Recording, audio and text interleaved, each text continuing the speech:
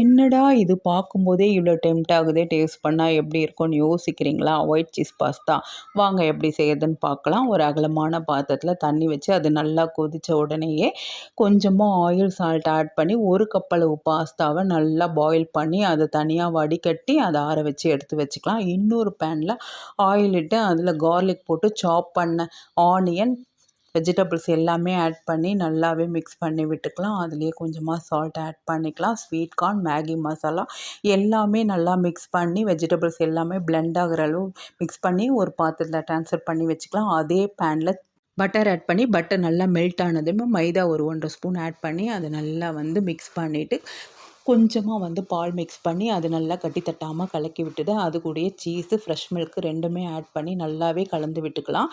நல்லாவே எல்லாமே blend ஆனதுமே chilli flakes, ஆரியகானோ, salt எல்லாமே சேர்த்து நல்லா மிக்ஸ் பண்ணி விட்டுக்கலாம். லோ ஃப்ளேம் வச்சு குக் பண்ணலாம். நல்லா பிளெண்ட் ஆனதுமே வெஜிடபிள்ஸ் எடுத்து அதில் மிக்ஸ் பண்ணி விட்டுக்கலாம். நல்லா மிக்ஸ் ஆனதுமே வேக வச்ச பாஸ்தாவையும் போட்டு மிக்ஸ் பண்ணி வச்சுக்கலாம். சூப்பரான ஒயிட் சாஸ் பாஸ்தா ரெடி ஆயிடுச்சு. டேஸ்ட் அல்டிமேட்டாக இருக்கும். நீங்கள் ட்ரை பண்ணி பார்த்துட்டு கமெண்ட் பண்ணுங்கள். இன்னொரு வீடியோவில் உங்களை நான் மீட் பண்ணுறேன். Until then, bye from Muma. Bye bye.